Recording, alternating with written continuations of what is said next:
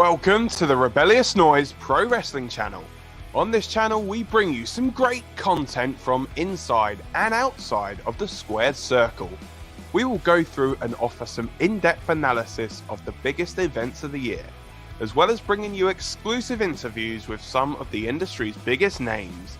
There will also be live show reviews, in-depth features, and podcasts. So make sure you give that subscribe button a slam so you don't miss any of the action.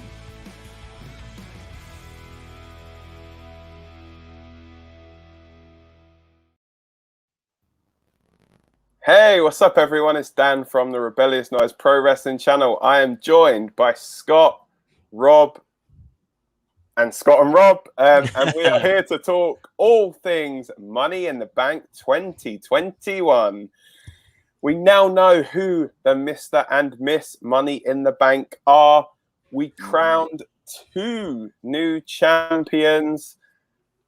And how did we do in our predictions? Well, you will find all of that out. Boys, what did you think of Money in the Bank? A good show, I thought, all in all. I'm sure we'll get to the big things like John Cena. But I think things like that pushed it over the edge for me, like tips it as far as being a quite high up there show. Those kind of moments always do that. The men's Money in the Bank, I thought was incredible as well. And yeah, Rhea and Charlotte did a good job. But yeah, we'll get into that, I'm sure. What about you guys? Yeah, I mean, I loved it. I thought it was great. I think it was the perfect show, other than Mania, which obviously had fans, but I don't think they could have had a better show, a pay-per-view show to start off the new, like, coming back to normality again. It was brilliant throughout. Yeah, for me, I think, they did, obviously, I think the only criticism I would have is that the tag title matches, they should, I think, have switched them around and had the AJ and Omos Viking Raiders one on the pre-show. But yeah, I mean, that obviously, if I'm looking at the actual match lineup as the only gripe of a show, then and it still wasn't a bad match either. No, it was decent. Match. I think top to bottom, like wrestling wise, I thought it was a really good show.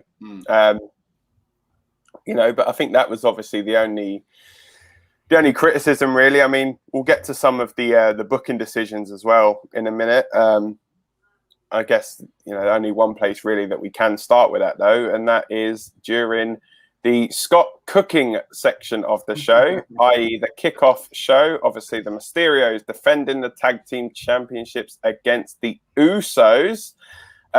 With the predictions, we all predicted that the Mysterios were going to retain, but they didn't. It was the Usos who come out as your new SmackDown tag team champions. None of us saw that coming, boys. Yeah, I mean, like we were saying yesterday, there were so many factors as to why it didn't feel like this was the time for it. Like being on a pre-show, being a bit soon in the feud maybe, and, obviously what's been going on behind the scenes. But yeah, I was shocked they did it. I was very happy. Obviously, I want the Usos to do well. I love them as a team. I think they're great. And I felt like this is, we were saying, like I said last night on the build-up show, we could tell this is where they were going with the Mysterios way back when they got in the title picture. It was eventually going to be on, the Usos eventually. Just felt a bit soon. But as for the match goes, and, I'm disappointed it was on a pre-show, but I thought it was really good, man. Like the 619 spot where I think it was Jimmy jumps in the way. Where he took it clean in the face, mate, sort of thing. That was so cool. And then, Sanders around. Londoner. It's probably Lucas trying to get home. That's why Lucas ain't here. He's just been arrested. Gone past your flat. The 619 spot was amazing. When they hit the splash, I was convinced it was over. And then because it weren't over, I was convinced they're not winning. And then the fact for them to actually win and cheat to win, which I really liked as well, the way they did it. Man, it was so good. It was a great way to start off the show, even though it technically weren't on the show. Yeah, I think we did say as well that I think a couple of us did mention as well that we didn't think it was going to be like a clean finish necessarily, but did think, it was a good way to actually finish it with Jimmy helping Jay helping Jimmy, or whichever way round it was. I can't remember now, but one Uso obviously putting his feet on the other one's back. Jimmy, yeah. Rob? I'm getting an echo. Yeah, very echoey. Do you want me to step back? I don't know. Yeah. Sounds like you can hear Emma Dow in the background, mate. I'm sorry, brother. I really enjoyed it. I was so shocked. You know what? I was in bed because obviously I had to be up at 5, so I was like, I'm not gonna watch the pay-per-view. I'll watch it like when I get back from work. And I was laying there, I had the pay-per-view on. I was like, right, I'll fall asleep if I miss any of the thing. Like I'll kind of see what's happening. Yeah. As I'm dozing. And then obviously I'll talk about it because I don't normally watch the kickoff, so I'm like, I don't. If I miss it, I miss it. And when you catch up, that's not what you don't, because you've got something to catch up on. You hardly want to go start with the kickoff, do you? So, but this exactly, time round... but I was laying there and my eyes, I was trying to keep them open because and they done the match right at the end, and I was like, oh come on, like why at the end of the kickoff show? I was like, all right, I'll try and persevere. I'm laying there, it's hot, so I'm cooling down, and then the match happened. I was like, this is not bad. Then the Usos won, and I sat bolt upright, like, what the hell did I just witness? I was so shocked, and I was like, I can't disturb the missus. And I just didn't know what to say. I'll literally, I was like, that's key advice in life there. Yeah, exactly. Never disturb your missus.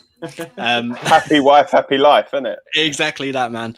But yeah, it's so good. What a match. And the false finishes, I really thought that they were going to be finishes. Like they were so good as false finishes that I believed that the match was over. Like, I honestly, the only thing I can say about it was that it wasn't on the main show. That's my only negative about it. But other than that, this would be the case, didn't we? We all said last night on the build-up it needed to be, and they proved us right. You know? So, I think though as well, the reason they did put it on the pre-show, I think, was to get eyes on that pretty much, and that was obviously. It worked, didn't it? Yeah. I guess so. Yeah. We got a comment here from Gaming Freaking Empire again saying hello. So welcome back. So thanks for joining us last night on the build-up. It was really fun with all your comments. So yeah, anyone else, drop your comments, whether it's live or on demand. Give us a little comment and let us know how you're enjoying the show and enjoyed Money in the Bank. So yeah, we're going to then move on to the women's Money in the Bank ladder match. So this is where it gets interesting because we all picked different people. I picked Alexa Bliss. I was backwards and forwards. I went with Alexa Bliss in the end. Scott, you went with Liv Morgan. Lucas used a bonus point on Becky Lynch, who wasn't even in the match. She was at Dickie's Arena. We saw that. Yeah. And Rob, you correctly picked Nikki ASH to win Money in the Bank. The result was annoying enough. To know it gives Rob a point annoys me even more. Oh, mate, I was in full-blown gloat mode, and I had no one to gloat at or work. And I was like, oh! And yeah, I was like, damn it. Yeah. Well, you deserve the point, but yeah. I guess she deserves the contract. I like Nikki Cross, Nikki ASH, whatever they call her these days. And I do feel like this time last year, it would have been ideal if she had won the Money in the Bank. She was that kind of the character, the way it works, and we obviously talked last night about how basically this superhero character could work that way as well. But my big argument that it was a bit soon. I mean, I know you're happy you guessed correctly, but do you think it's the correct booking decision though, Rob? Honestly, right now I don't think it's a good booking decision. But I don't think it was the correct one. I think if I was going to be honest, the correct one would have been Liv Morgan. But for the purpose of, obviously, forget me getting the point for a minute, but the purpose of bringing back fans and like catering to the younger audience, because what they always do with the PG era and stuff, I think this was the best decision because, again, as I was saying, if Nikki's almost a superhero, then it kind of encourages you to be almost a superhero too in life And obviously, that, do you know what I mean? Without trying to get all like philosophical. That's a very positive way to think about it. Yeah. But that's what I'm thinking. Like, that's how they're gonna like promote it and stuff like that. But I mean, it was a sneaky win, man. Like, I never in like any match that we've had with a ladder match with something hanging in the rafters, has someone just gone up and while everyone else is fighting, just undone it. Like, that's never happened. It felt familiar, but I can't think of a time where it's happened. So yeah, I think you might be right. I don't know. It felt kind of. I know some people say it feels kind of cheap though. I know it's a good thing to show in a highlight package and things like that going forwards. And I do think, like you say, the superhero character has a lot it could become, but I don't think it's that yet. And but then again, like, there was a reason why we find it so hard to pick a winner yesterday. There weren't a clear winner. So, like we said yesterday, Asuka's the most experienced, I'd say, in the kind of main event picture. Liv's got some fans around there at the moment. Who else did you have? You got tag team champs who are never going to win. Naomi, who they don't seem to be using. Zelina, who they haven't built forward to come back. And Alexa Bliss, who doesn't need it. She's a different story. Kind of feel that way with what was I going to say, with Nikki this time round as well. I just don't think she needs it. It's not the character that she actually like. It's not the like she can carry on, just like Otis last year. You know, she can carry on being her character, and we don't need to see her with the Money in the Bank briefcase. What do you think of that? I mean, I do agree to an extent. I'm thinking like if anyone needs it, it's going to be someone that's going to be kind of elevated to another level. And at the moment, Nikki doesn't need to be in a position where, like, I always look at it as you have wrestlers and then you have characters. And Nikki has a character, kind of like Bray with The Fiend, or when we had Mick Foley with Mankind and stuff. So, like, in that respect, that they're a character. Obviously, they're a wrestler, but they're a character. So, a character's driven by the story, whereas sometimes with wrestlers, do you know what I mean? They're pushed by what's happening. As in, like, for example, Kofi Kingston, the story pushed him, but he was a great wrestler throughout the build up to Kofi Mania. Yeah, this whole thing with Nikki Cross at the moment is character based. Yeah, very character based. So I'm not sure how they're gonna go, but I think because she's now got the briefcase, I think it's gonna kind of get her out of this character. She'll still be the character, but it'll get her out of just being a character, and it'll put her more in a position where, okay, let's take her more serious. And I think she's going to be a great babyface. And I was talking to the missus when I watched back today, and she said, well, who do you reckon she's going to cash in on? I went, well, if she's a superhero, it won't be like Bianca Belair. So if anything, it's going to be a heel. And obviously, as we'll talk about in the show, Charlotte's just won. So if she's going to cash in on anyone, the pop she's going to get from cashing on Charlotte will be amazing if she does. Yeah, true. And Dan, what about you? Character based and cash in possibilities. What you think? And was it the right decision? I think, she could well, like, I don't know whether it's too early, whether to have a cash in tonight, maybe, because obviously there's rumors that there's going to be somebody debuting tonight on NXT. There's been on Raw. There's been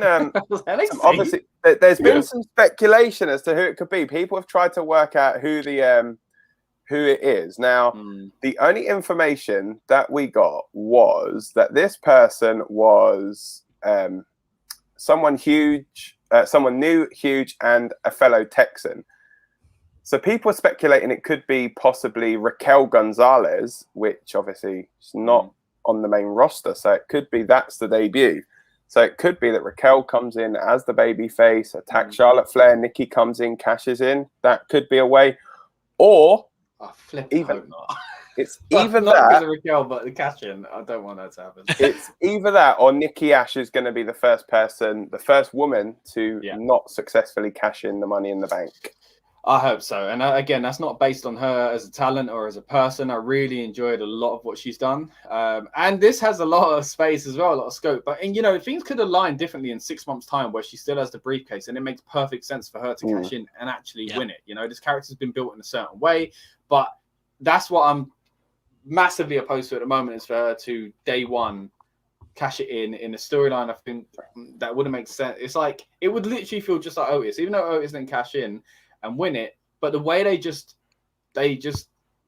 saw that people like Otis, so they went crazy with it.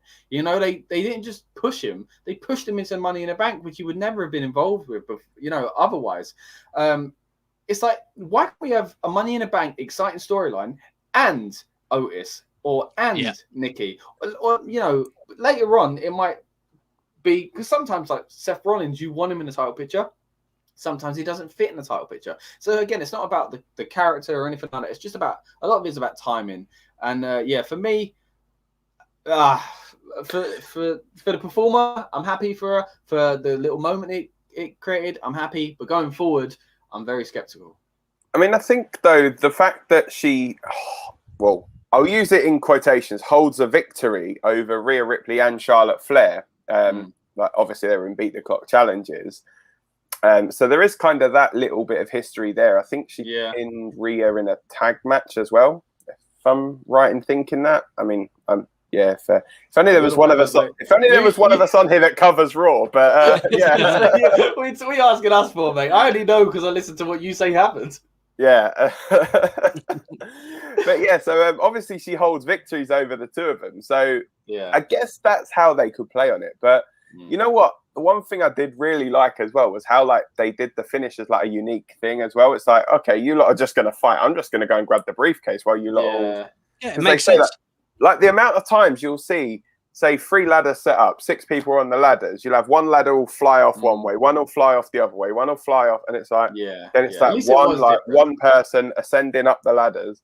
Yeah, you know, and you know, I couldn't help but think though, when Alexa was buried under all those ladders, that something was going to happen, and like she, you know, there was going to be like a trap door under that part of the floor, and she'll end up coming out the other side or something. And what did you think of Alexa's in this? So I thought the bit of the beginning was great, her standing on the thing, waiting for him to come in. But I did like the Zelina Vega thing. I know I can be hot and cold when it comes to these kind of paranormal things, but again, we've allowed the Undertaker to get away with things, so let's not be too hypocritical. And I, you know, as a quick spectacle, I enjoyed it. Like maybe you can suspend your disbelief where Zelina thinks she's like she's kind of like scared and kind of convinces herself that she is hypnotized, rather than she's straight up hypnotized. I don't want to look at it and go she's been hypnotized, she's under a trance.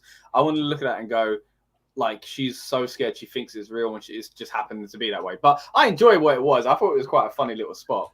Yeah, it was. And also as well, I've got to give a shout out as well to Natty and Tamina. I thought they did quite well in this match, considering, you know, we were all like, should they really be in the match? Blah, blah, blah. But I wouldn't like that. Speak for yourself, mate. Negative.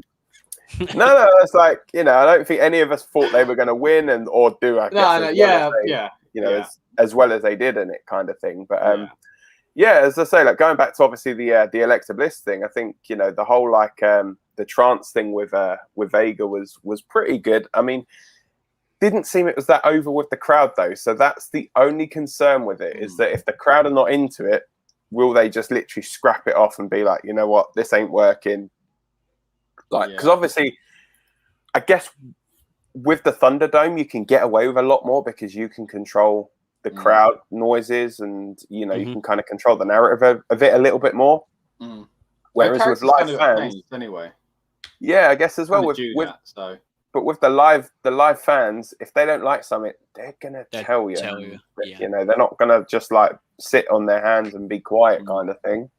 You know, and it was to see where it goes from here, because I think like I said, I think her character is changing. It's got like over this period of time, it will have to change soon anyway. In some sense, there's got to be some sort of change either in her character, either in the Fiend coming back, or just because it's live. You know, like you say, in front of fans, something's got to give here. So it'd be interesting to see where they do go with Alexa, and I'm glad it wasn't her winning the Money in the Bank. As much as I enjoy her as a performer, and I've enjoyed her doing this kind of different character, because she's such a great performer. I just don't think, again, it's another example of you don't need the Money in the Bank briefcase in that storyline, though. You know? Yeah, and I think as well, I think Rob touched on it in the prediction show, the preview that we did, that, you know, it writes itself with like the merchandise stuff now with the superhero and the briefcase stuff. Yeah, true. I guess, they could have done so like it with Alexa Bliss. But I mean, the interesting thing, though, it'd be interesting to know, and I'm sure we'll probably hear it in like the coming like days or weeks or whatever, but how late they made the decision, if there was anyone else that was maybe like at the forefront of it. So, I mean, I'll be honest with you, I was still surprised that Sonya Deville wasn't in the match. Like, because I know I did flip back and forth about it. That's another thing, man. That's something's got to give there. Like, why is she, where's it going to go? It's got to change at some point. Yeah, and it's like that would have been, because the thing is, like, that would have been the perfect way to do it. You leave it to the night, and the thing is, you can even do it where, like, if they want to, like, mess with the crowd a bit, the crowd will get hyped up for Becky or Sasha, and then it's just Sonya Deville being like, oh, I'm going to come out. And you know what? I think Sonya would have still got a decent reaction, because I think, the role that she's doing with Adam Pearce is quite good, but I guess, we'll see tonight, see how, see what goes down on Raw. Obviously, Sonya will be on there. She may have some stuff to say. But yeah, so I guess moving on to, if you guys are finished, we'll move on, sticking with Monday Night Raw. So sticking with Raw, we then move on to the Raw Tag Team Championships, where we all correctly predicted. First one, we all correctly predicted that AJ Styles and Omos would retain the championships. What did you guys think of this match? You go first, Rob. Honestly, I just felt the match was okay, but I just didn't. There was moments where I was like, the Viking Raiders look solid. You see how much of a great tag team they are, but you knew AJ and Omos was still retaining. Like, even throughout the match, there wasn't a moment where I thought, they're gonna lose. I think the thing that really stuck out for me, though, was when they the Viking Raiders done a move or whatever it was they'd done on AJ, and both of them were in the ring, and Omos literally, to break up the pin, just pushed one onto the other two. It was great. I just thought, what a simple way to break up a pin and look menacing at the same time. There's something they would have done with Braun if he would still be there. But yeah, no, I enjoyed it. It wasn't my favorite match of the night. It was. I think it was as good as it was gonna be. Given who was in it, Omos is still pretty green, I guess. Being with AJ is not a bad thing, but I think they're gonna take their time to like really develop him. But I'm wondering what the payout is with this Omos and AJ. There's got to be something. I think it's going to be Omos turn on him eventually. Something, yeah. I reckon, Omos will probably turn on him. But yeah, I think it was good. The two-handed chokeslam on Eric to win the match to retain the championships. It was interesting that he didn't just put his foot on him to pin. I thought that was nice that he actually pinned him properly. And shortest match of the night, this one as well, just over 7.5 minutes. So this is weird because... Sorry, go on, mate.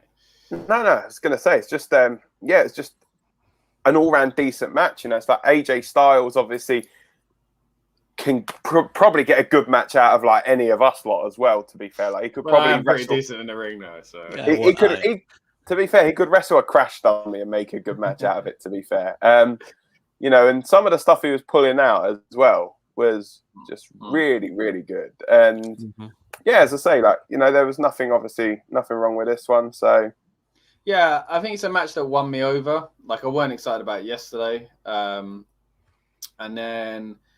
Yeah, even at the beginning, I think the fans were the same. I think it was Ivar was like kind of had someone in the head. I think it was AJ in a headlock, and he kind of shouted something out, and like he got boos. Like people just didn't care. But then I feel like they won me over, and like one of my notes was like, Viking Raiders can be fun.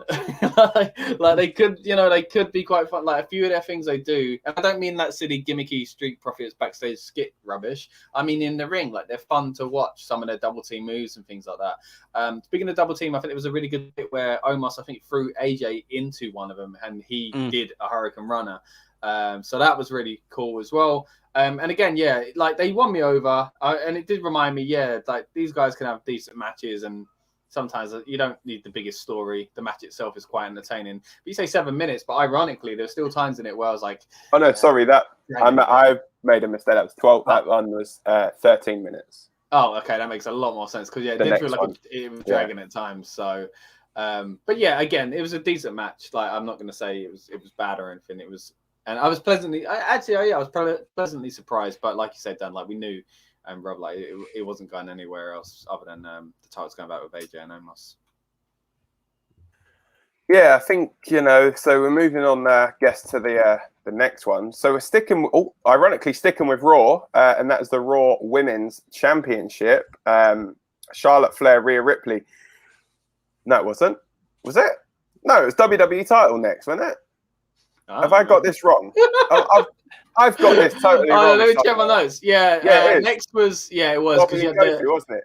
We had Drew in the back as well. Let's touch on that Drew promo because I think it was key. He knew he had an uphill battle, I feel. Now let's not get this wrong. Drew was amazing. He carried the company. He was great with the title. It was very unfortunate the way things went down for him. But the fact is he has become stale and people don't want him in the title picture. And it was always a risk. I know I saw a lot of people on Twitter saying, please don't boo him. Like, we need to respect what this man did. It's not, like we need to respect what some of this stuff isn't, it's not exactly his fault, and I think they played it really well. I think he was very good in the promo. There was some awkward kind of cringy bits, but I think he did what he had to do to kind of get the people on his side and kind of play that kind of in between. Like, it was almost like, again, he was coming across like he knew people might be bored of him, so he was kind of trying to, like, the first thing he did was like, whoa, we're in this city, that kind of cheap pop, that's the first thing that he did. But I think he played it very well, and obviously that come into the match later. What about you guys? Like, do you think he was wise to do that promo, or did you cringe as much as I did in some parts? Honestly, I felt he got the cheap pops, as Mick Foley likes to say. But they had to. But what really annoyed me was we done the pre-show for both WrestleManias, like night 1, night 2, and Drew had a unscripted promo, and it was little things that he done in that unscripted promo of turn this way, I don't want my back to him, I want to see him, and things like that. And all of a sudden, we had a different Drew on that promo and the one that we had last night. Yeah, and you could tell that it was Drew talking, but it wasn't Drew that. It was, do you know what I mean? It wasn't him talking. It was someone else that had written it for him. But at the same time, there are two different. So there are two different Drews, though. Really, like Drew there is like the biggest night, trying to make sure Lashley big threat. Here he's, I don't have a title. I'm just trying to get back in the picture because it's fun. So it's a bit different though. Yeah, I know what you mean, but I just felt like the promo could have been written different. He's not one of those guys that had to get a cheap pop for, I'm in this city and to announce it. He's not that guy. He just he's literally a walk in, kick ass, leave. Like, he doesn't need to do any more than that. Like, he's a great talker on the mic. He's great in the ring. However, sometimes you just need to book him quietly and something like silent and deadly, and then let him say something. He needs to be toned down, doesn't he? It's too much. Yeah, I think just literally run in, claymore people's heads off, leave. Just make him a bit of a badass at first. Like, you don't always need to be cutting all these like promos and stuff like that too. I think, he did enough in the Thunderdome era to kind of, so the fans will know who he is, kind of thing. And some of the stuff he's been doing on Raw, where he's been like doing all these like different tales and all that stuff, has just been ridiculous. I wasn't pleased when Sheamus brought in the fake backstory of the swords, so I'm definitely not happy with all these fake stuff. Like all these stories. It's just cheesy. Vince will probably book him against a Loch Ness Monster soon, so But so let's move on now to the WWE Championship match. That was Bobby Lashley defending against Kofi Kingston. Yeah, I think we all thought this was only ever going to go one way. Kofi obviously challenging Lashley. And Kofi wasn't really in this match much. It was pretty much a 7-minute, 35-second beatdown of Kofi Kingston. Pretty much hurt lock. Kofi refused to submit. Lashley hits Dominator on him 3 times, locks the Hurt Lock in again. Kofi submits. Still your champion, Bobby Lashley. Are we going to see a little bit later on in the night, we are going to see a man win the Money in the Bank? Is this story playing into the outcome of that? Wait, I you think so. like Big E getting the avenging it, or Kofi getting jealous that Big E's getting the job done and is the popular solo guy now, or? There we go. It can go both ways. That's the interesting thing. It's like, you know, what direction do they go with it? Do they have like the New Day as this like unit still, or are they going to have like this fracture in it where, you know, I think Kofi will probably be happy for E, and you know, I think it is going to take something like that to get the title off Lashley, you know, like a 3-on-1. I mean, obviously New Day's a baby face, but you know, that 3-on-1 kind of thing could even be like a handicap match that Lashley has against Kofi and Woods. You know, they kind of beat him down, and then all of a sudden you're not expecting it. Big E comes out and hopefully gets one of like the massive pops. Well, then obviously as well, we won't go too much into it because we're recording this before Raw, but Raw could have changed things already. Like someone could have come back, you know, one of those rumors, and that takes Lashley in different directions. So I do think there is still something they could do with Kofi and Big E though. And obviously, we'll get to Big E later. But what did you think of Kofi just getting battered like this? Like sometimes I like when they do this, but I've seen a few parallels, especially if someone does come back for Lashley, between his last run where he lost to Lesnar. You know, Lesnar went off with the title, didn't he? Like really quick, just kind of killed that whole momentum and hype, and Kofi never got back in the picture. And this time around, he weren't the champ, but it was a similar kind of thing where, is he just being fed? Is he just unfortunate, you know? Because I think he played the role well, and I think the match was, I won't say it's a good match because it was back and forwards, but it was a good match as far as it served its purpose and made Lashley look like, you know what, I was right on Monday Night Raw when I said I'd lost my edge and I was soft and needed to kind of prove the point. I did exactly that. And I think, it was good in that sense. And it was make Lashley amazing. One thing I did really enjoy was MVP on the outside. I don't know if you guys noticed it, but pretending to climb up Lashley's leg, being Kofi. So there was a bit, you know, the typical bit where the dominant guy stand over and then the other guys climbing up them to kind of get to their feet. Like MVP outside, just before Kofi would have needed to do that, MVP started to pretend to climb, which cracked me up. So great work from MVP on the outside. I enjoyed the match itself. I mean, it was like a 7-minute 35-second. Literally, it was a one-sided match for Bobby Lashley to basically show his dominance. But I have, from a booking standpoint, it really irritated me, and it's not because Kofi was beaten for 7 minutes or anything like that, or it was one-sided. My issue is this: if they want to set up for Bobby Lashley and Brock Lesnar, whether that's the case or not, it's the dream match apparently a lot of people want. I would like to see it. I don't know how well it would be. Right, but this is my issue. Brock beat Kofi for that title, in under 2 minutes, something like that, and it took Bobby Lashley 7 minutes. So we're trying to take Bobby Lashley serious as a dominant threat and someone that can just wipe through everyone and stuff like that. The match should have been so quick in a comparison to build up that whatever Brock can do, I can do. And that was my issue, because now I'm feeling, well, if it took 3 dominators from Bobby Lashley for then Kofi to finally like take the 3 count, that move isn't as effective as it should be. Like things like that. That's how I looked at it as a booking, where I think he had like 1 F5 from Brock, maybe 2, and that was it. Do you know what I mean? So like from that perspective, that was my issue, not the match. It was just, how do they go from here? Because if they're trying to make him look dominant, they done a great job last night, but in comparison to Brock Lesnar, he wasn't. Yeah, and apparently they've not managed to get Lesnar for SummerSlam. So the apparently rumored match at the moment is Bobby Lashley versus Goldberg. So yeah.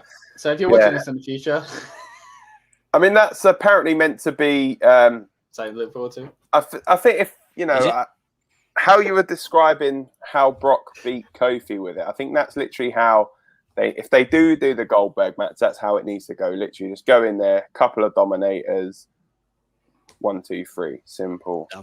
So, but yeah, so shall we stick with Monday Night Raw and move on to the women's side of things? And it was the match that was probably for us, other than the Money in the Bank matches, the one that was hardest to actually decide because it was pretty much a coin toss of who was going to win. That was Charlotte Flair versus Rhea Ripley. Charlotte Flair is a 14-time champion now and winning the Raw Women's Championship for a record tie-in 5th time. Yeah, I'm not going to get hung up on the title things because I think at some stage we just got to stop kind of caring. You know, we've gone there through so many times. Yes, it's a lot of reigns. Some of them felt unnecessary.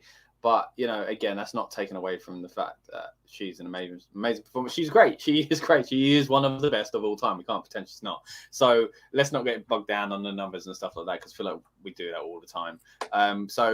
But there was that risk in her winning it. I did think she was going to win it. Glad I got my point there. But, yeah, the feud wasn't good. And it still isn't good. You know, like the promo package before it showed Rhea Ripley at bad, and then she comes out and she slaps up the fans' hands. And it's like, it literally was one of those, and I hate the phrase when people go, you're both as bad as each other.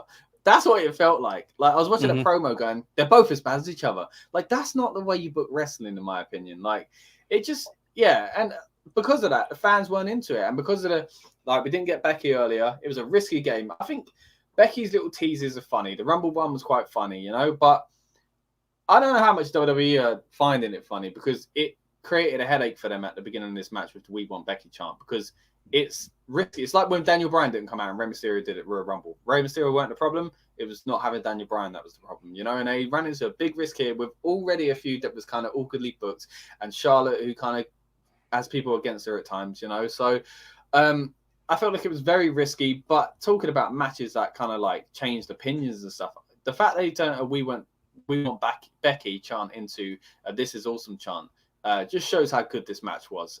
You can say what you want about the characters, you can say what you want about the storyline and the amount of title matches Charlotte gets, but it was a great match and the finish was good.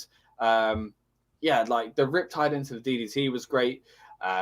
Charlotte was getting caught on the ropes. Charlotte using the steps to kick into Rhea's leg. And yeah, even the figure eight, when it was a win, you did see, it showed the crowd, there were people booing, but it got a big pop. Like, I think it was a good release to a great match. So people were instantly like, oh, that was actually really fun. I don't mind her winning. But then after a while, I think people were going to start thinking, gosh, she's got the belt again. I think it's one of those, like you said, awful feud, awesome match. Is probably the best way to describe that if you describe that match in like just a few words. Yeah, so the whole thing with Charlotte, when she did the natural selection from the top rope, that oh my goodness, like Rhea landed hard. Yeah. One thing though, one thing, why was Charlotte not disqualified for kicking the steps? Because if you pulling the top of an announce table off and it hits someone in the head is a disqualification. Why is kicking someone's knee in steel steps not a disqualification? So I didn't see the one you're talking about, right? But what happened then? They pulled it and it whacked someone unintentionally? Yeah, so basically, so you know how when they normally pull the top off and they literally just will throw it? So it's like literally Rhea just did that. It caught Charlotte in the head and the ref disqualified her for it. The way I see it is because same as when you can... I'm trying to think of other examples, right? But I don't know, it's tough because if it was a chair, they'd get disqualified. The way I saw it is with the steel steps, you're hitting the steps, it just happens to hit Rhea. Rhea's leg happened to be there, even though she set it up. Whereas when you're pulling the announce table and you're throwing it, you are throwing something with force at someone. You are actively, like I've always seen like a steel chair shot is bad. Throwing someone who falls onto a chair is not bad. You know, the chair happened to be there. Like if you do a DDT onto a chair, I think you can get away with that. I'm not really sure, but that's the way I'd take it. That's the way I've took it with a lot of these things. Like sometimes people fall through tables, so there's not a disqualification. But if you hit someone with a table, it is a disqualification. So I think it might go in that kind of sense. But again, I didn't see this. I think they just make it up as they go. Yeah, along. I mean, there's that as well. Like, don't get me wrong. I'm just trying to make it make sense. Right. Well, we got some comments again. I really like main events last moments with Rollins do his thing and then brawl with Edge and Cena return. Just perfect. I feel like Roman has 3 challenges ahead. We will get to that match in a moment, Johnny Black. Thank you very much for your comment. Another one here. I think Rhea should have come out victorious and not losing the title. Yeah, what do you guys I agree with you because I would have got a point. Yeah, me too. What, just because of the points, or? Come on, like Charlotte. If we talk about the range, she's gonna have about 38. It does like just yeah, it's gonna happen. So it doesn't matter when. Do you know what? I'm at a point now where I've stopped caring about how many titles that Charlotte's got. Like it because we know she's gonna get to the 16 time, and like it is inevitable. As Thanos likes to say. But my issue is why was she in this situation? Like, tell me one memorable moment from this feud. The whole feud. The only thing I remember is the fact that I didn't know who was the heel and who was the babyface. That's what I told you last night, actually. I said, I'm so glad the babyface / heel won. Or I knew that like, they'd win. Because that's the way it was, wasn't it? And that's what I'm saying. If that's the only thing you're taking from this, how bad was the booking? Like, for me, I really didn't care who won. Like, that's what I said. Like, I think I watched back on the prediction. And honestly, I didn't care who won. Like, obviously, I wanted Ripley to win, so I would have got a point. But if it ended in a DQ, great. Do you know what I mean? What difference did it make to an already bad feud? So I really wasn't bothered. I just feel sorry for Ripley. She finally gets pushed. She, in the Rumble spot and stuff like that. She gets her moment, and imagine that you get told you're coming out to Raw. You're going to become the champion at WrestleMania, and you're going to go in a feud with Charlotte, one of the greatest female wrestlers of all time. And yet, this is how it is. Like, if you told her that, she'd be like, "Oh, can't wait." It's not been that, has it? No, it hasn't. No, I think she's one of these that's not like that's. The booking has not been kind to her. I think the character of Rhea Ripley, and I think it's a lot better than what WWE used in. Like they could do so much more with her, but you could say that, to be fair, about probably 70 or 80% of the roster at the moment. But I guess it is what it is, and be interesting to see how they go forward with it. I hope they're not just going to keep running this back and back and back. I can see them doing it again at SummerSlam, but I've got another comment here from Johnny. No sense Ripley dropping the title for me. The only thing that might make sense only is for Rhea to win the title back on a bigger stage like SummerSlam. Yeah, see, I was just saying, like, I don't really think that they need to play it back again. I think, Rhea obviously had the moment in front of fans. She needs some character building on Raw, don't she? She needs to be more like she was in NXT. I think they need to focus on that a bit, which is dangerous because she's kind of, I don't want to say she's damaged, but it wasn't a good feud.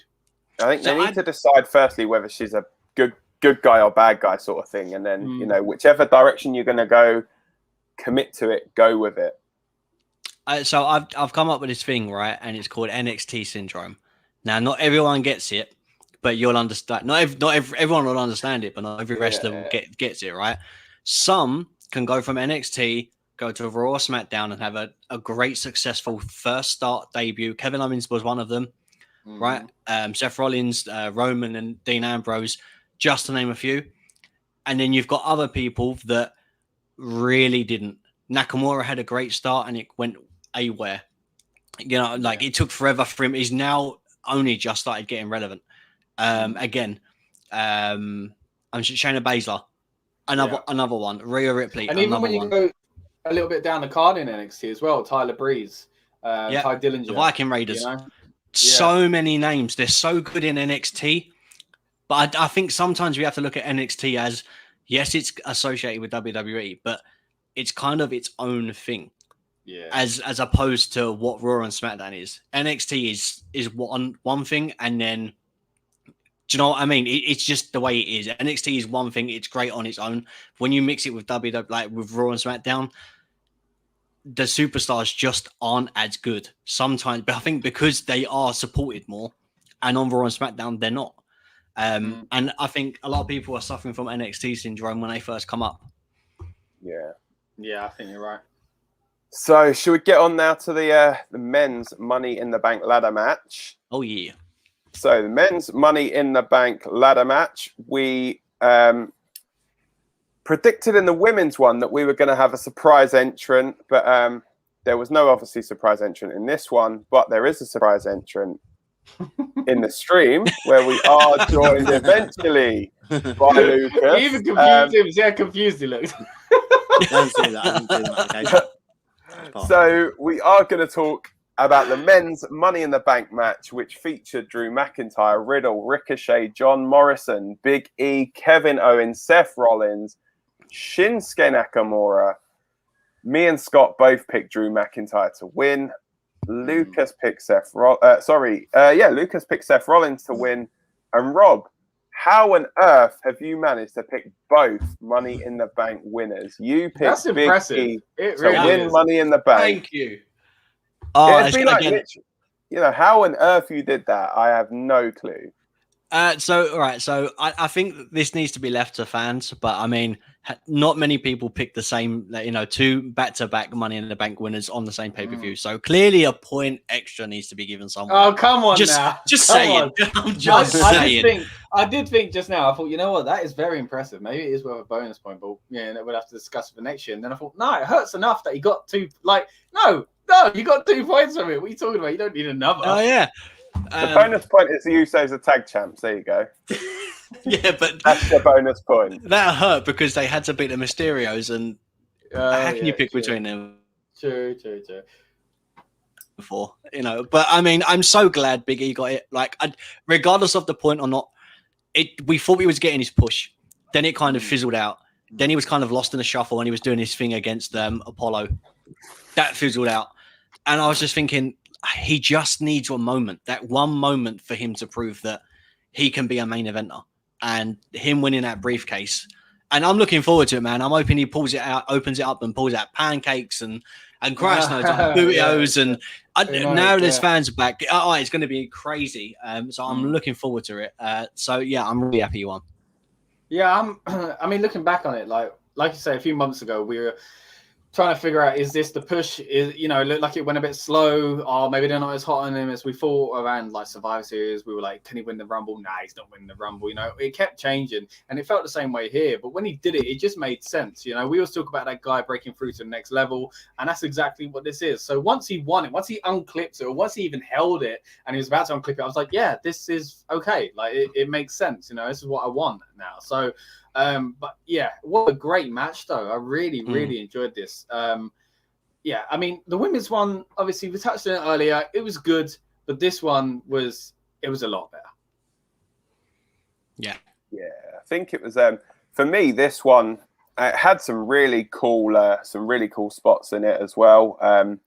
Obviously with John Morrison and Ricochet in a match, you're always going to get some amazing high flying stuff. Ricochet and was unreal. And it was nice to see Ricochet back in like the proper wrestling gear. And I think this was Ricochet's basically his way of saying to like the people that are booking the show, Vince, essentially like, this is what I can do. This is the kind of guy that you've got on your roster. See, I kind of felt like he was making a point, like you say, but then you look at the other side of, yeah, you made the point. This is where you belong in the jumpy, flippy match. Do you know what I mean? That's the only, because I looked at it going, man, he's getting a lot of good spots. This could be good for Ricochet. But my fear is we've had that with Sin Cara, so like maybe not. But I got to say though, man, one of my notes, I need to read my note, right? So I said, and let's see if you can recognize where it was actually. My note says, this is what I said, I just wrote it down. He ain't going to reach that. What the fuck? Can you guess what that was? Because if not, it was he ain't going to reach that is when they clearly moved the ladder further away from him and he dove all the way, landed on it. No, what was it? He went along the rope. That was me going, what? Jumps on it and then gets pushed off it and then dives outside with the flip. It was unbelievable. I think it was one of the highlights of Money in the Bank, like highlight reels in all Money in the Banks. I thought it was fantastic. Yeah, definitely. And we got a comment here as well. Let's give credit to Rollins for selling Big E's big ending in the best way possible, and thank God Mahal screwed McIntyre. Yeah, let's talk a quick little bit about that actually. So Jinder Mahal obviously screwing Drew McIntyre. Not very good for you and me, Scott. We both said that Drew McIntyre was going to win this, but I suppose it furthers that that match, and I guess it's leading into the bigger Heath Slater comeback to have the 3-man band facing off at SummerSlam, I guess. So. I mean, you say not good for us, in the point sense, but in the fan sense, I think it is. It's where I want to see Drew. I want to see him carry on with this Jinder Mahal feud because I want Jinder to get some shine, and I want Drew to stay away from the title picture. So in that sense, I know we've touched on it already, like the story time with Drew and all that, but this is the best thing they can do, I think, for both those guys. So I'm all for it. And I've got to say as well, massive props to Big E. I think he's worked the last sort of few years. He's been incredible. I loved, obviously all his stuff he did with the New Day. But since he's branched out on his own, his character work has always been phenomenal. And, the fact that obviously he was there as a second to Dolph Ziggler when Ziggler cashed in on Alberto Del Rio. And now he's got the opportunity to do it himself. Yeah. I think, it's like he's come kind of full circle there. And, it warmed my heart when I saw Big E pull that briefcase down and the emotion on his face. And, we've seen pictures from backstage with him and the other New Day members, obviously Kofi and Xavier Woods. Yeah, it was just a lovely, lovely moment to see him do it. And, I think it was well-deserved. And I think, Lucas, you were touching earlier on the fact of how late the decision actually was to put it on Big E. Yeah, reports coming, I think, from Meltzer that the decision was made following SmackDown to change it to Big E winning. The original winner was Seth Rollins, annoyingly. It's what he's reporting. And the plan was obviously for Seth Rollins to have a failed cash-in. What's he ever done with a Money in the Bank briefcase anyway, man? The decision was made, obviously, following the positive crowd response that Big E got at SmackDown. There was a dark segment, which I think you discussed with someone on later SmackDown. Obviously, with Big E facing Seth Rollins in that main event, well, the dark match main event, that being, the decision was made to switch it. And that was why, which we'll get to in a second, the main event ending was a bit weird, I felt, it felt very, but we'll get to that match obviously next, obviously. But yeah, it seems that now, I think, because obviously us on here and obviously on other discussions, you're always kind of thinking surely they know the Money in the Bank winner, maybe 2 months before, 3 months before, and they've got a whole plan where they're going to go this far with it, and it will, the cash-in will be at SummerSlam, or be at WrestleMania, or be at, but I think literally what we're learning now with WWE is it's just so lastminute.com, isn't it? And, they're just going to have to, obviously now, because obviously if, again, this is based on if that information is true, but I kind of think it is. I don't know, I just think that Big E is such a out there pick. I don't know how Rob got both of these, because they're both literally out there picks. Nikki Ash has literally just debuted as that character. Can I just say, the last time we done a selection, right, and I got I think quite a lot of them correct, it was this mask that I was wearing. And last night, the same thing again. So lucky mask. So I'm gonna have to keep it on. Look, sorry, guys. But yeah, in terms of the actual match, though, obviously, I really enjoyed this match. It was probably the match of the night. Definitely the better of the two Money in the Bank matches. I think everyone really, really pushed the boat out a lot. Sadly, the women, sadly the women's one, it was a little bit botchy at times. Though I did like the ending, I thought that was pretty cool. But I was kind of expecting Alexa Bliss to kind of come out from the rubble or something. But yeah, this one kind of had it all. And Ricochet, I'm more on your side, Scott. I think he is it's just a case of they're going to have him for these kind of things. And so he'll probably go back to do nothing again until they have a Love and Ladder match. What did you guys think of John Morrison and Rollins working together? Yeah, that was weird. Yeah, I didn't understand why, but I enjoyed it. It was an odd inclusion to this, but yeah, I thought it was different. Can only imagine that maybe the Miz was meant to be the match as well to serve someone else, and then obviously that would have been John Morrison and the Miz kind of working together. Yeah. And yeah, Kevin Owens, my God, like he must have some sort of fetish for punishing himself. Like that bump he took, when the ladder was. He did like a line sort as well. He did a line sort as well. Yeah. Like and he was the one that jumped off the ladder on SmackDown, wasn't he? He's just like, he's not the biggest. He's not being pushed like the most out of people. He's not winning the match, but like every time he's just like, yeah, I'll do it. Like, you're right. Yeah. Like he always over delivers. He's like the 2021 Mick Foley, isn't he? Like kind of thing. Like just throws his body on the line and everything like that, and it's like, I'll do stuff so you guys don't have to, sort of thing. It's like, but you're not being pushed, mate. You're not going to be used for what? Yeah, it's fine. I don't care. Yeah, cool.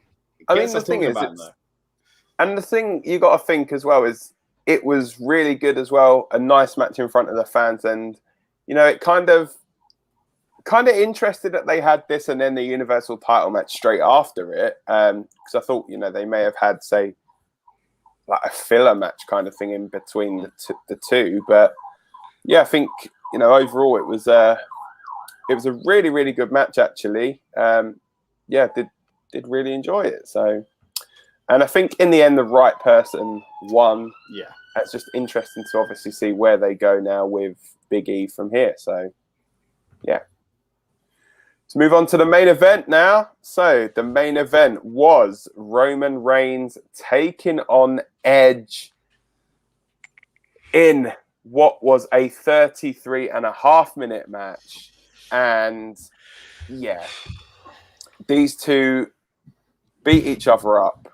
Spears galore, steel chairs, ref bumps, brawls, Usos, Mysterios, and a comeback at the end. All of us picked Roman Reigns, so it doesn't affect the scores at all. What did we think? All my notes are for the end of the match. So that should tell you what I thought of the match. You know what? It's hard in the UK. We'll be going about it here, but like it was 4 a.m. So since they've made it 1 o'clock start time for us, it's even harder. And yeah, I was struggling. I was barely paying attention to most of the match, I'll be honest. But it wasn't gripping me. But towards the end, obviously, you had the things that you have to sit up for. Reigns going through the barrier, Edge stopping the count, Spear through the barrier again, the ref down. I really enjoyed like Heyman being like, hey, look. And Reigns like visually showing, oh, it's on. Like, it's time to kind of like take advantage of this situation. So I did really enjoy that. Obviously, we'll get to the Cena thing, but it was also good having the Mysterios come out to stop the Usos as well. It felt like the kind of thing you'd see happen with DX back in the day, and someone like too cool to come and stop DX, like when they're helping The Rock or something weird like that, Yeah. So I did like that. And then obviously what I didn't get though was Seth coming in and obviously kicking Edge, and then him coming in again to distract for the win. I just felt like he only needed to come in the once. So it felt weird for me, like he did it twice. Now, I like that going in this direction for him and Edge because it felt like that's what they were going to do. I'm very happy Edge didn't win the title, not because I don't like Edge, but just because it doesn't feel like it needs to be happening and it's not good for Roman Reigns' kind of character. So, yeah, I'm glad Edge didn't win. But, again, just a few highlights I want to mention before I kick it over to you guys. But the big, ooh, was so on point. The crowd were like, it felt so good, man, like the chills. And then Edge getting a shocking spear as well. Like, yeah, so they did give us those moments where it looked like maybe Edge could do it. And it was a lot of shenanigans. But again, the end of this match is where it counts. Those last 5 minutes for me, that's all you needed to watch. Yeah, look, I think, like Roman's obviously done over the past few months, like some very long matches. It seems to be obviously the forte and the direction they're going in. I think the problem with it is that, the show, I think at that point was kind of on track, but I think it was slightly overrunning. I think obviously 3:42 for us was when the main event kind of started. So obviously bearing in mind that obviously it's meant to finish at 4. That was leaving them 18 minutes. To do their entire match, plus the distractions, plus the comeback, plus everything, which obviously was never going to be enough time.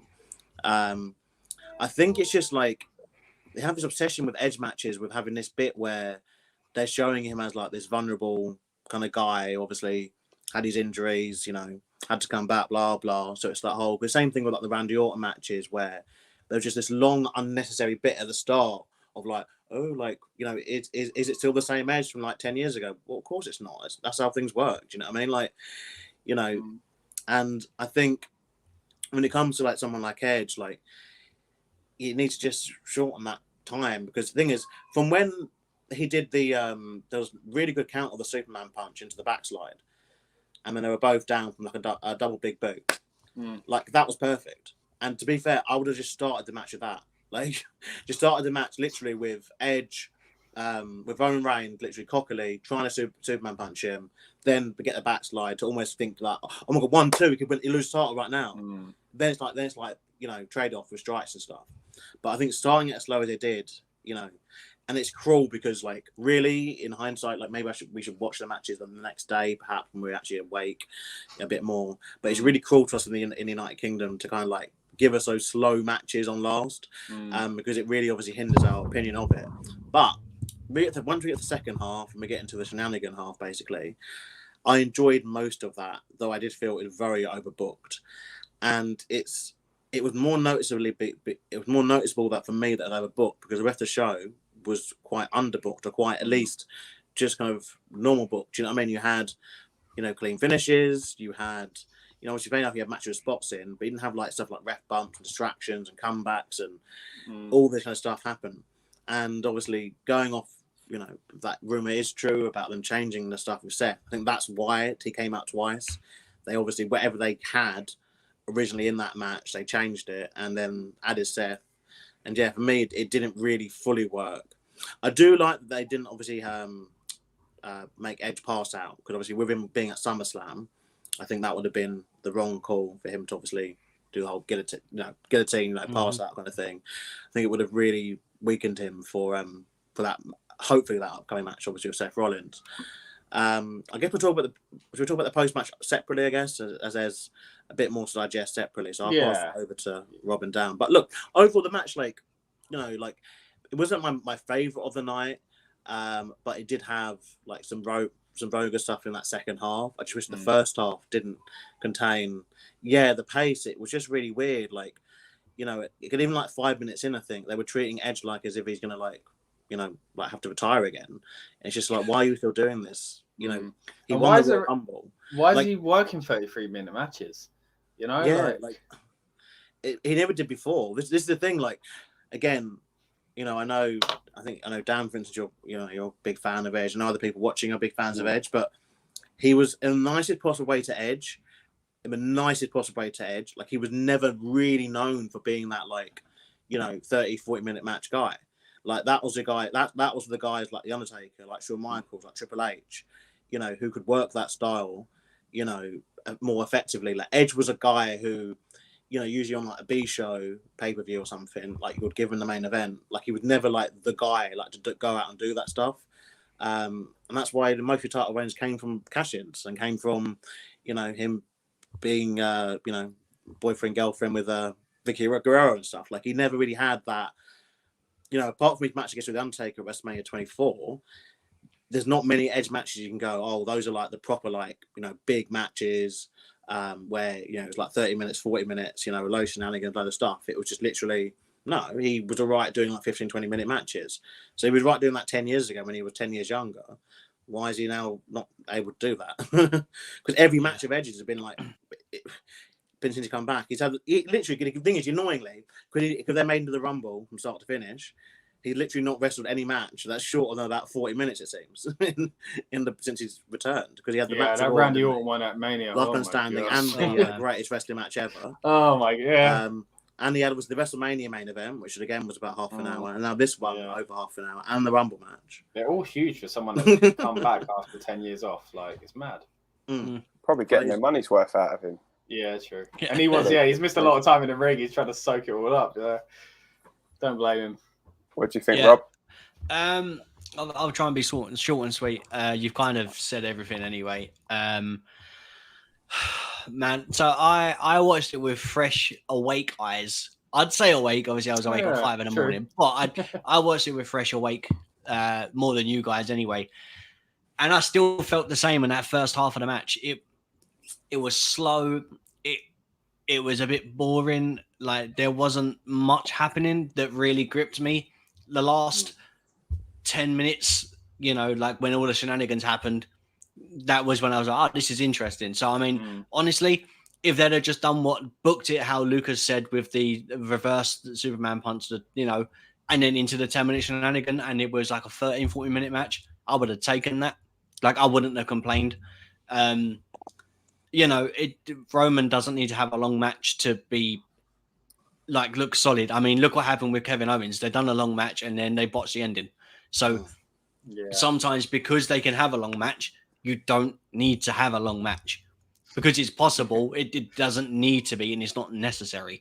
And I think sometimes they forget that, and they think, oh, we'll put on a spectacular match and bore the hell out of the fans, and all we remember is the last 5 minutes.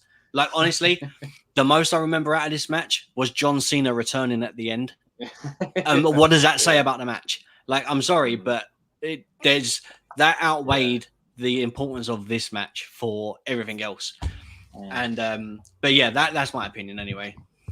Yeah, I do think you run the risk, like with a massive return at the end of the show, especially when you've just sat through like a 33.5-minute match, that people are going to kind of forget the majority of what happened in the match, because as Scott's mentioned, you know, you're hooked on like that last 5 minutes and like the near falls. I think for me, like the main kind of sit up and take notice thing was like from the ref bump. And the one thing that did really surprise me though was how long it took for another referee to come down. It's like, once you know that referee's out of the match, why is it taking so long? Like all this stuff that's going on. Getting up and then just went outside the ring. Like, you could have just turned around, mate.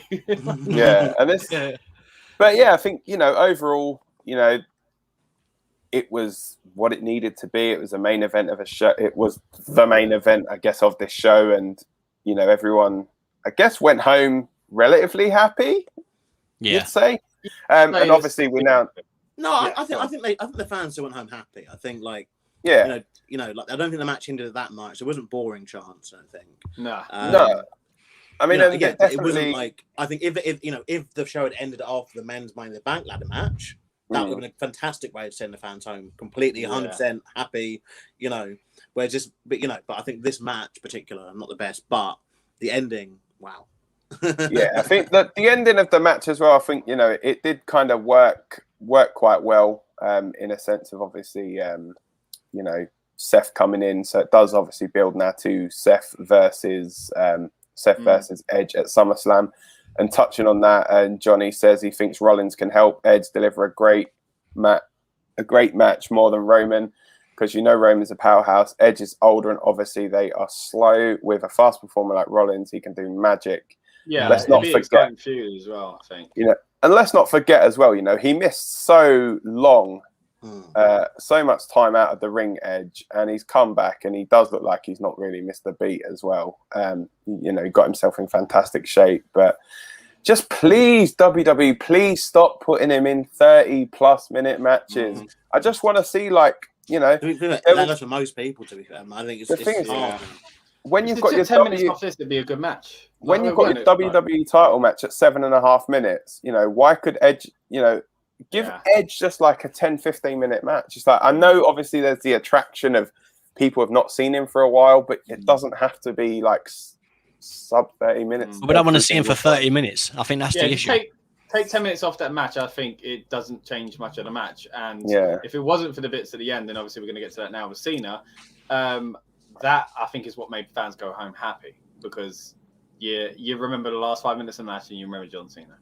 Yeah, I mean, apparently someone returned, but I couldn't see anyone. So yeah. Did you hear the Pat McAfee Cena music here? Oh, do you know what? I laughed so hard at that, and it was so stupid. It was Michael Cole when there's John Cena, and Pat McAfee went where, and it was so stupid. But I laughed so much. Like, I was chuckling on the way to work, and then I watched it again on the way back, and I was still laughing. Yeah, no, it was funny. But yeah, in case you have been living under a rock for like the last sort of few hours, John Cena did return at the end of the show. He confronted Roman Reigns, seemingly leading to John Cena versus Roman Reigns down the line. But we know it's not a one-time thing. Cena obviously did cut a little promo after the show had gone off the air. We do also now know that tonight John Cena will be opening Monday Night Raw. You can see, obviously, what I think of that when I do lay the SmackDown, which will be on tomorrow at 5 p.m. What will John Cena have to say? And why is he on Raw? Yeah, I think he probably just can't make SmackDown. Yeah, maybe. We got a theory here from Johnny. I think Edge by himself asked for 30-minute matches because he was retired for so long, has limited time to show. Yeah, like I said, he might be trying to soak. Who knows? But then there's still someone that's signing off on it. True. True. Yeah, and there's to be fair, Goldberg were able to come in and have 2-minute matches. And also, the longer he's in there, the more chance there is that he could get injured because he's trying to do too much and his body's going to be a bit more fatigued. Yeah, I mean, he did get injured a few months ago, didn't he? So, yeah, he's only just come back from another injury. So, you're right. Yeah. But as far as Cena goes, I thought it was a great moment. It's got to be, for me, up there as one of the greatest pops. I think just because it was first time back with fans, people comparing it to the one where he come back at the Rumble. But this was different. Like, it was just, it was so fun. Like, I wasn't. You watched that one, by the way, yeah. Oh, you ruined it for me, man. I still ain't watched it. Dan bloody spoiled that show for me. He was like, "Oh, Cena come back and won the Rumble. Cool, I just want to watch it." Then we're like, but I think we're saved you a job, didn't it? But for this one, I got to see this one at least. Dan didn't ruin it, but it was so good. The music hit in, the fans went absolutely wild. And we kind of touched on it yesterday in the build-up. Cena obviously was overbooked at times. Cena questionably maybe should have turned heel. Maybe the Nexus should have beat him, but the run after the US title and stuff like that. And I was thinking about it earlier. For me, the turning point is Money in the Bank, ironically, 10 years ago against CM Punk. I think it made people see that this is a man who's willing to put other people first. Maybe there's rumors that he hasn't at other times, like there were with Hogan and Austin as well. But that storyline made sense. And we didn't hate Cena at that point. I had a new kind of feeling for Cena. And I always liked him as a guy, don't get me wrong. But as a character, I was like, this made sense. Like, remember when he jumped out and he stopped Vince from ringing the bell and all that? Like, those things, I think, from then to this point, it's interesting looking 10 years on that he's the one, because Punk got a massive roar when he came out there in Chicago. But this 10 years on, the whole arena was for Cena coming back. And it was such a moment. For me, it really is up there. I know it's fresh, so it maybe feels better than it was sometimes. But for me, it's got to be maybe even, top 5 best pops of all time. I agree. And not a single Cena sucks chant by the sound of it. So that was good. Yeah, and I thought it was phenomenal. Like, I think as much as obviously some of it was kind of leaked before, and we kind of knew he was coming back, didn't expect to see him back this soon. I'm just always thankful every time we get to see him. Like, for me, he's just such a phenomenal performer. And yeah, you're right, Scott. I think definitely like end of the day, I think all the big stars, like, they've had their moments of controversy, they've had their moments of alleged backstage politics. We've heard it all, and about all of them. Stone Cold, Hogan, you name it, Triple H, and Cena included. But I think definitely that this latter kind of 10 years, and it is weird when you divide like that. I think that's when people started respecting him a bit more as a performer. And definitely stuff we did with that United States Open Challenge, the match he had with AJ Styles. He's just a tour de force now. But I think in terms of him being on Raw tonight, I think it is a case of he will just maybe prelude to something happening obviously at SummerSlam. He might even set up a match for Raw in a couple of weeks potentially. I think remember last time when he came back, I think he wrestled on both brands. Yeah, because it's just John Cena. Like, if he wants to start a feud with someone on Raw, then go ahead and do it. And have a match next week. No one's going to complain, are they? It's going to be old big match John, isn't it? So it is, was it last time when he not last time, one of the times when he came back, and obviously, as a massive Cena fan, it's like really emotional for me. Like, every time I see him come back, it's like you just know the day's coming when it's just like it's gonna be the last time.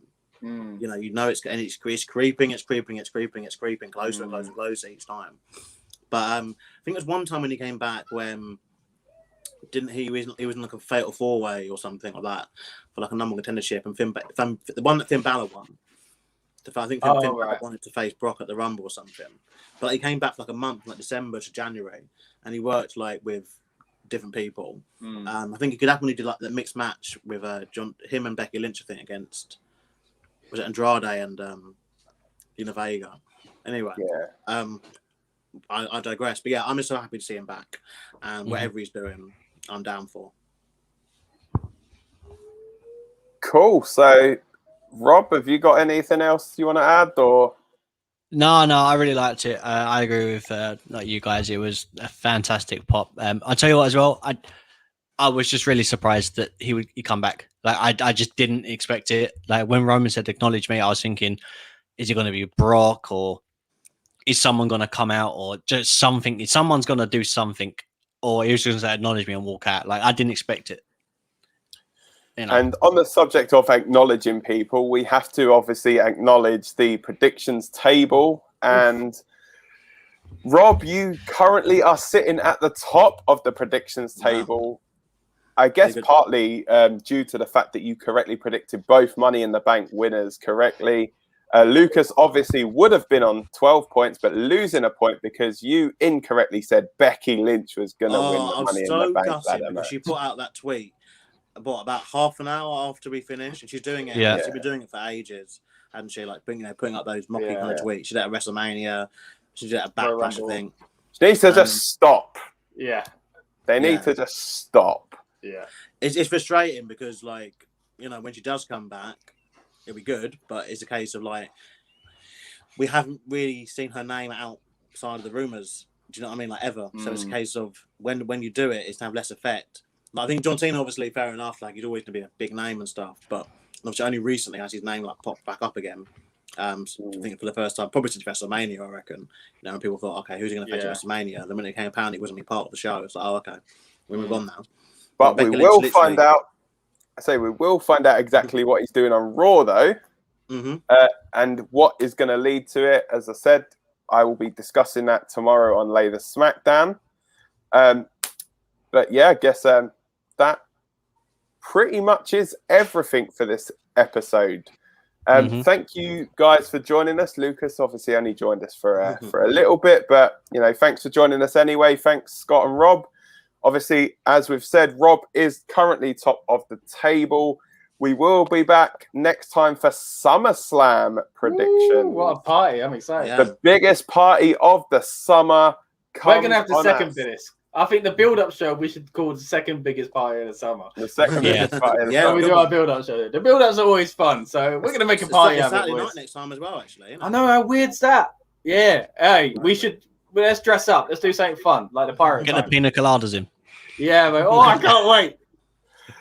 So that, I guess, is everything from the Money in the Bank recap and review. We have been Rebellious Noise Pro Wrestling. If you want to check us out on Twitter, then drop us a message at RN Pro Wrestling. Follow us on YouTube. Like, share, subscribe. Let all your friends know about us. And take care, guys, and we will see you all very soon for SummerSlam predictions. Bye for now. Welcome to the Rebellious Noise Pro Wrestling channel. On this channel, we bring you some great content from inside and outside of the squared circle. We will go through and offer some in-depth analysis of the biggest events of the year, as well as bringing you exclusive interviews with some of the industry's biggest names. There will also be live show reviews, in-depth features, and podcasts. So make sure you give that subscribe button a slam so you don't miss any of the action.